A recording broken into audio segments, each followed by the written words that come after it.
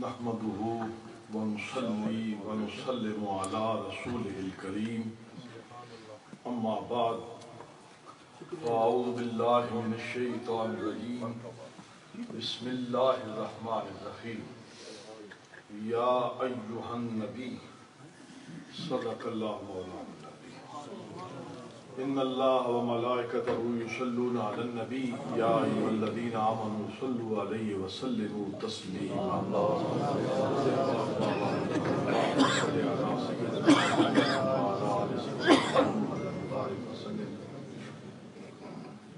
حمد و ثنا درود و سلام کے بعد گرامی قدر حضرات، میری جماعت کے مقتدر اور نامور علماء اسلام اس وقت اسٹیج پر تشریف فرما ہے۔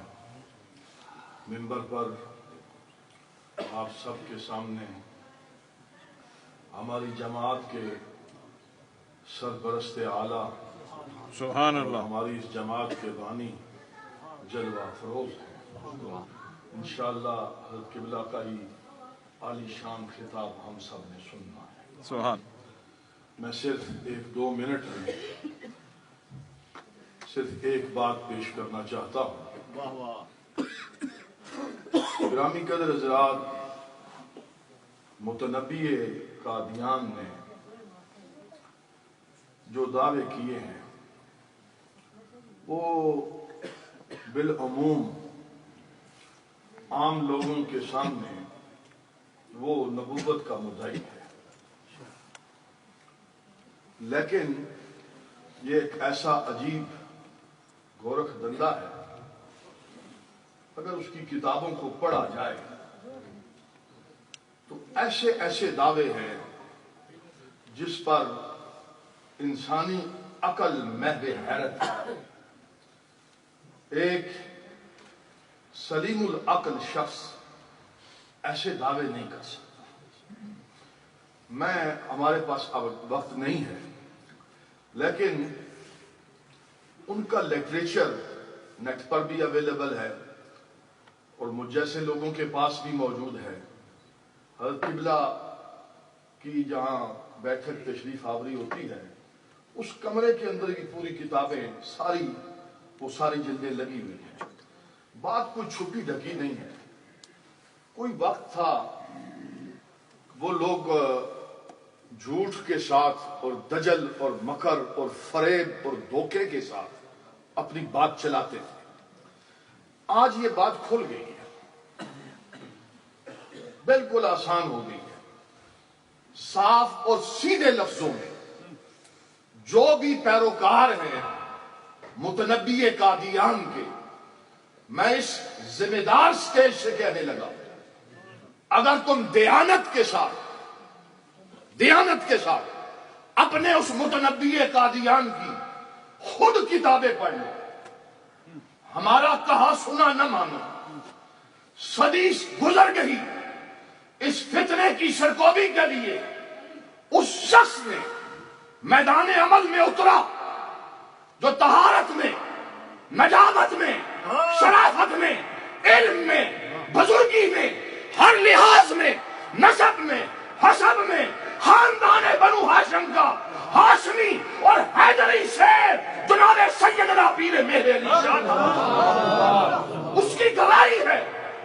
انہوں نے کتاب لکھ کر مارکیٹ کے اندر دی، ایک پیسہ نہیں کمایا، فی سبیل اللہ باندھی۔ یہ ہے سیف چشتیائی، یہ ہے سیف چشتیائی۔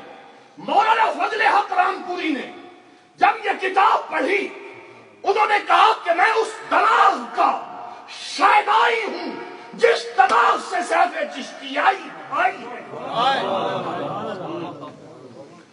میرے پاس یہاں پر وہ صفحہ محفوظ ہے، مولانا ثناء اللہ امرتسری، مکتبہ فکر اہل حدیث کا نام بر عالم، اس نے اپنی تفسیر کے اندر حضرت قطب عالم کو، خواجہ پیر مہر علی شاہ کو جن لفظوں سے خراج تحسین پیش کیا اور کہا میں گواہی دیتا ہوں اگر ہند کی سرزمین پر یہ فاطمہ کا لال نہ ہوتا تو آج ہند والوں کے ایمان سلب ہو چکے.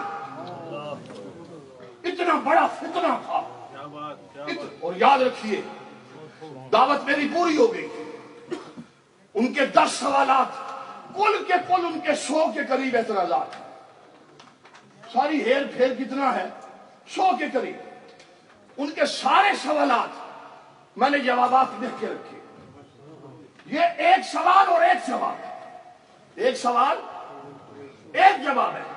خدا کی عزت کی قسم ہے اس مشرق اہل سنت کے اندر ایسے ہزاروں لوگ ہیں جو اس کے ایک سوال کے ہزاروں جواب دے سکتے ہیں. سبحان اللہ. بھانج نہیں ہے. یہ مسئلہ کیا ہے؟ بھانج. اور اہل سنت ہے کون؟ اہل سنت کہتے کسے ہو؟ یہ یاد رکھنا ہوگا جو ہر فتنے کی سرکوبی کرے. جو ہر فتنے کی ہر دور میں فتنے تو اٹھیں گے اور اس دور میں فتنے نہیں اٹھ رہے. بولیے بھائی جس کے سامنے فاطمہ کا لال کھڑا ہوا، نواسہ رسول کھڑا ہوا، گلشن رسالت کی کلیاں مسلتی گئی، گھوڑے دوڑا دیے گئے، گردنیں کٹ گئی، بچے ذبح ہو گئے.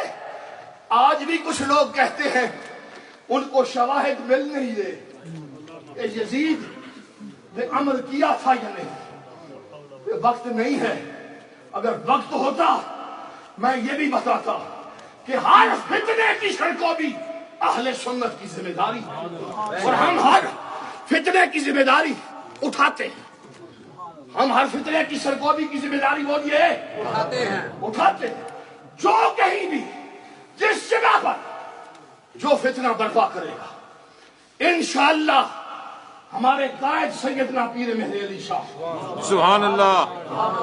فتنوں کے گلوں میں ہاتھ ڈالنا ہمیں آتا ہے. واہ.